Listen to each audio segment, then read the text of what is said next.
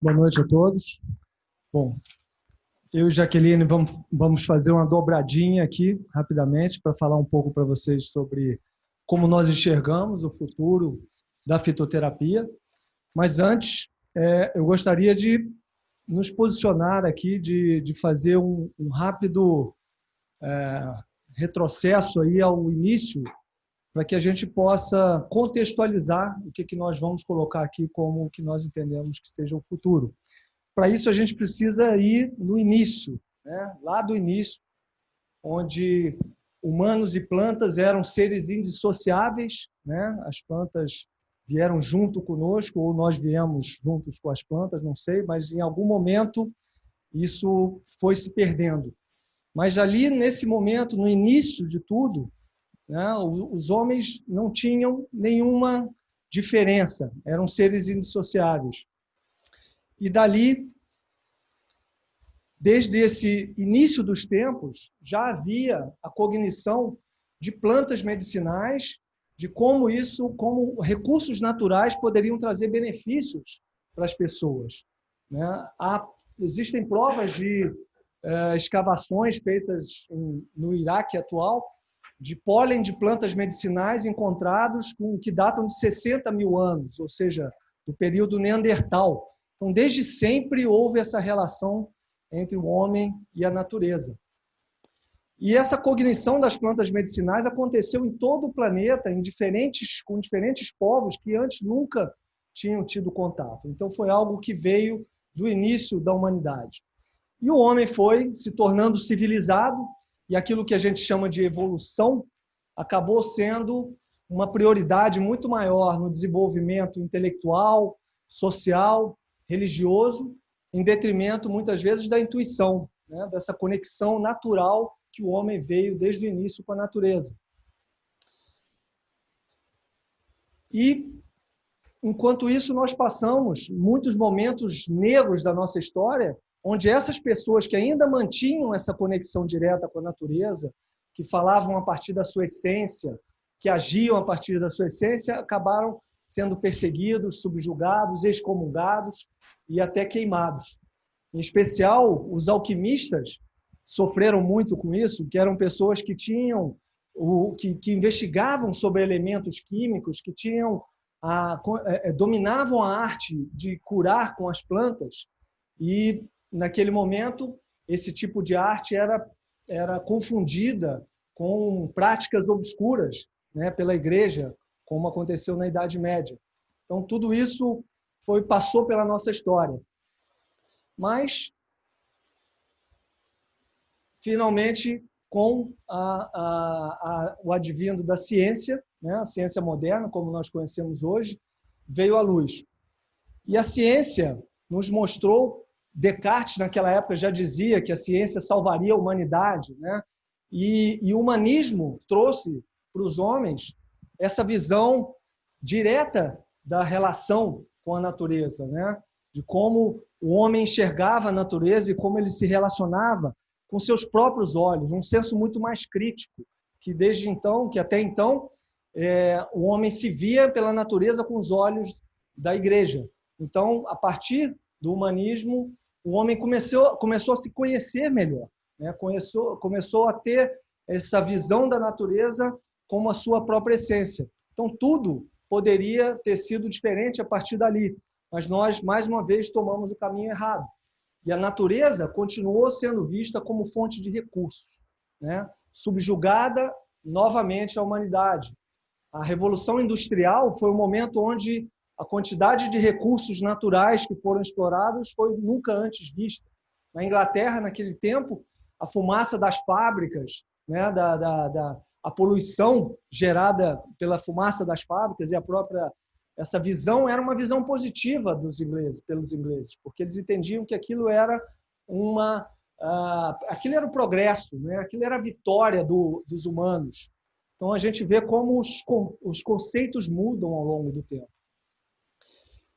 Mas, finalmente, a ciência avançou e a medicina veio trazendo a síntese de medicamentos. Então, a partir das próprias plantas medicinais, conseguíamos sintetizar elementos dali, produzir em laboratório e criar medicamentos, né? E esses medicamentos revolucionaram a humanidade. De fato, a longevidade que esses medicamentos deram para a humanidade, a qualidade de vida, foi algo nunca antes visto. Isso foi uma verdadeira revolução. Mas, em detrimento disso, as plantas medicinais e os tratamentos com plantas medicinais ficaram em segundo plano, mais uma vez, né? Porque ali o processo de produção industrial de medicamentos avançava a passos largos. Mas, como não existe almoço grátis,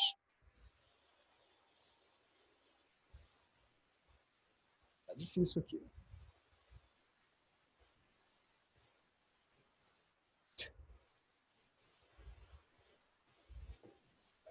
Acho que está com uma bateria fraca. Opa, aí. Como não existe almoço grátis, esses medicamentos vieram sim debelar muitas doenças, resolver muitos problemas. Mas a gente consegue ver aqui, né, que nas últimas décadas, são dados da ONU, também muitas doenças foram criadas, né? Muitos efeitos colaterais indesejados aconteceram de medicamentos e criaram doenças que até então não existiam. Então, algo não estava no seu lugar, mais uma vez, né? Só que, ao mesmo tempo em que a gente conseguia ver essa mudança, né, esse novo paradigma em relação aos medicamentos sintéticos, mostrando que havia um aumento da dependência de dependências químicas, de resistência a antibióticos, um aumento de efeitos colaterais, a gente começou a ver também uma nova onda surgir. E é uma nova onda que vem num conceito de um consumo sustentável, um autoconhecimento, principalmente pelas novas gerações. Se a gente pegar hoje a revista The Economist, ela mostra em um texto que da geração dos millennials, né, essas pessoas que estão entre 30 e 40 anos hoje, 25% já se declaram vegetarianas ou adeptas de um estilo de vida plant-based, né, algo assim.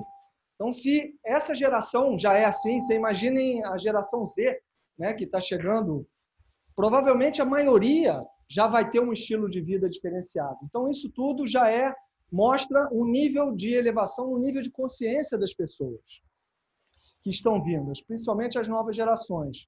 E isso tende a mudar o padrão atual dos tratamentos medicinais.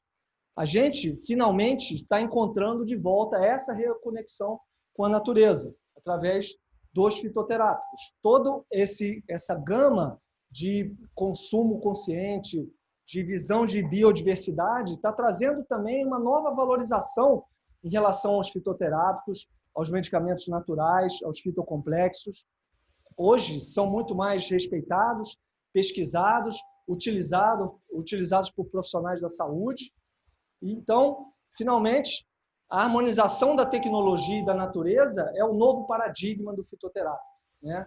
Respeitar aquilo que vem integralmente da natureza, sem que isso seja sintetizado ou descaracterizado, mas utilizar a tecnologia atual para levar isso para mais pessoas, para mostrar a eficácia disso, que é o que a gente vai falar em seguida com a doutora Jaqueline.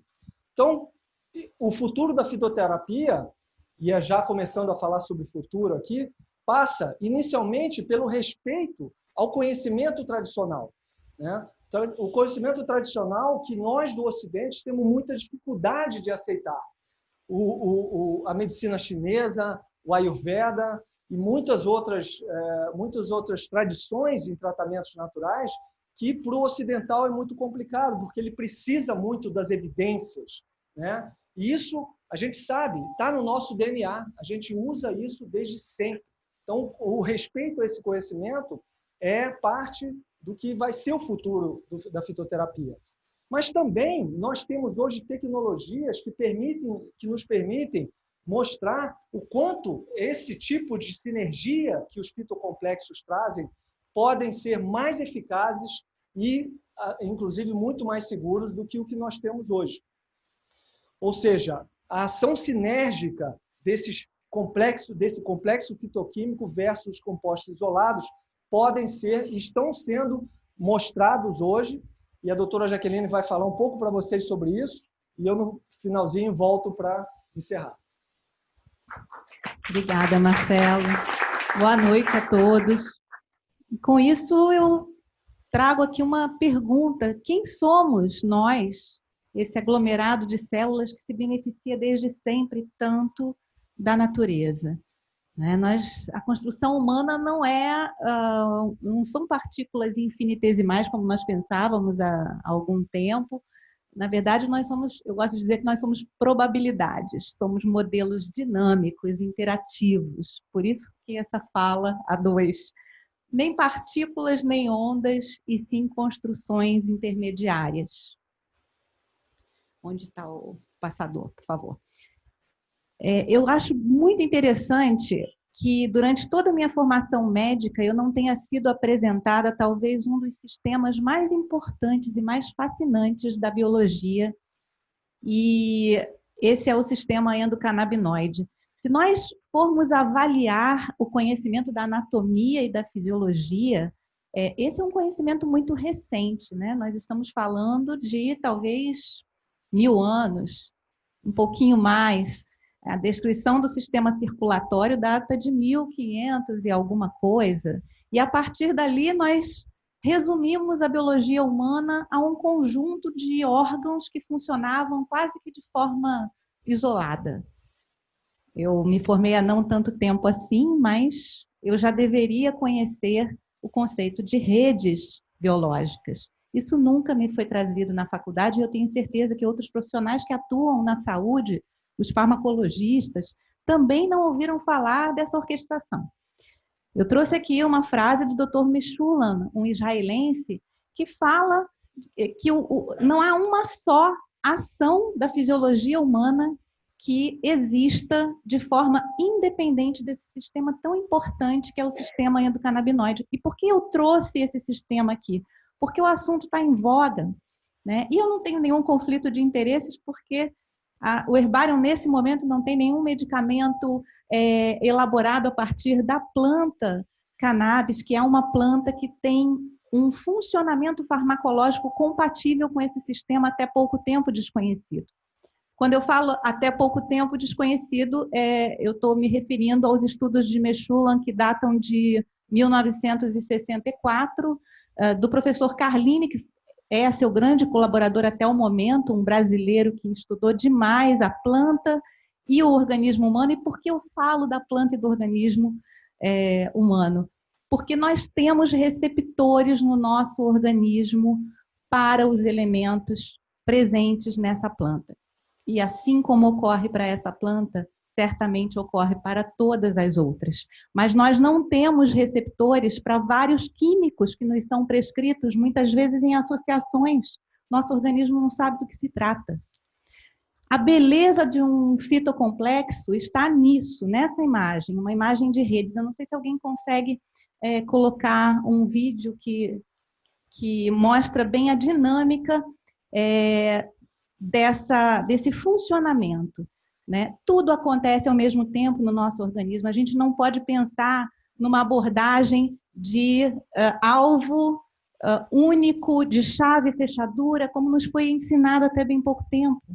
Tudo acontece ao mesmo tempo e a gente precisa de um organismo igualmente inteligente e dinâmico, peculiar, que é toda a química, toda a farmacologia presente nas plantas. Próximo.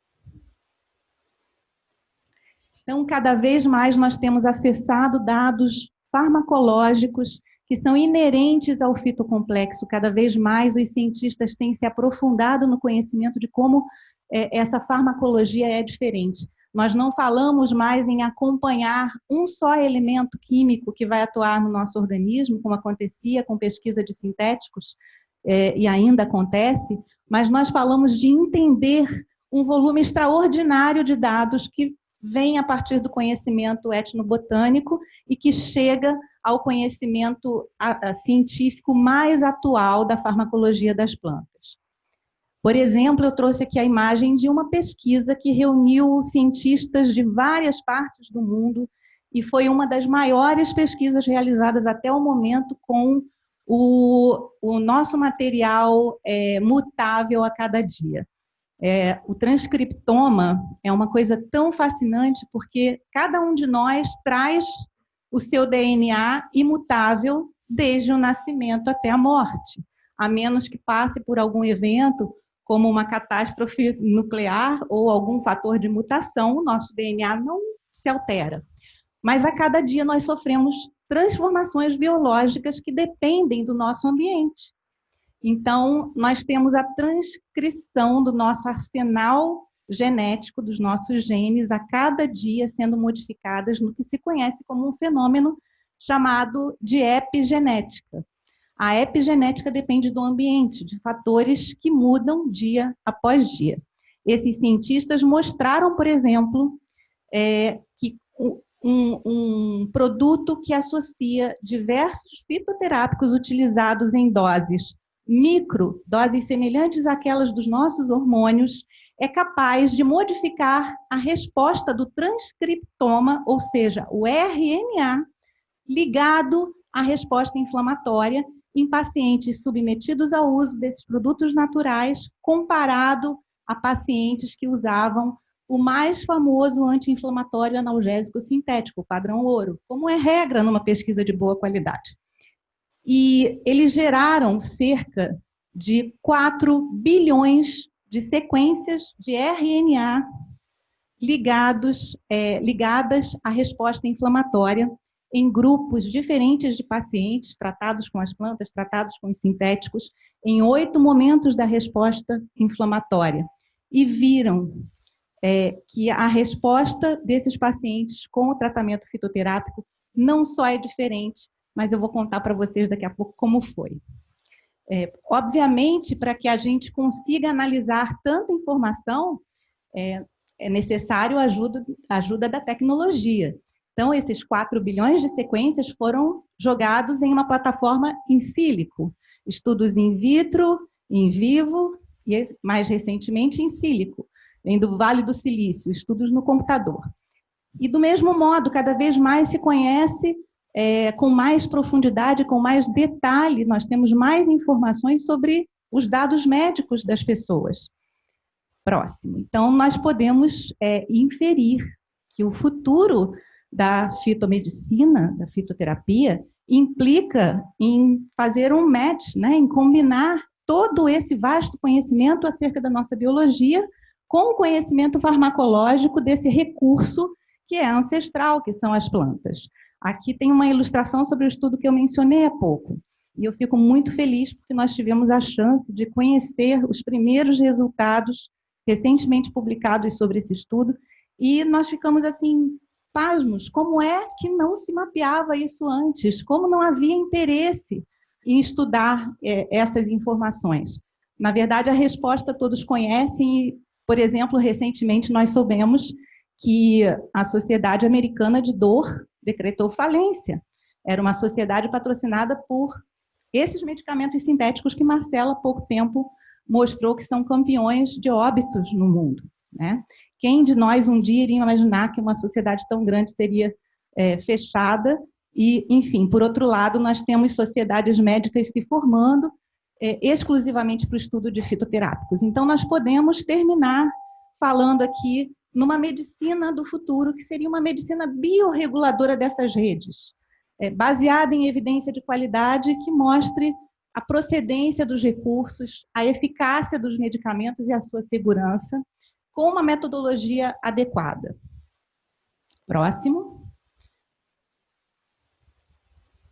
Então, nós subimos na espiral da fitoterapia, trazendo fitomedicamentos, essa é a nossa visão do futuro, que sejam éticos, que respeitem o ambiente, que respeitem a nossa biologia. E cada vez mais eu entendo que os pesquisadores vão nos trazer da natureza somente aquilo que o nosso organismo demandar, sem excessos, sem abusos ambientais, trazendo realmente o essencial e que seja compatível com a nossa natureza.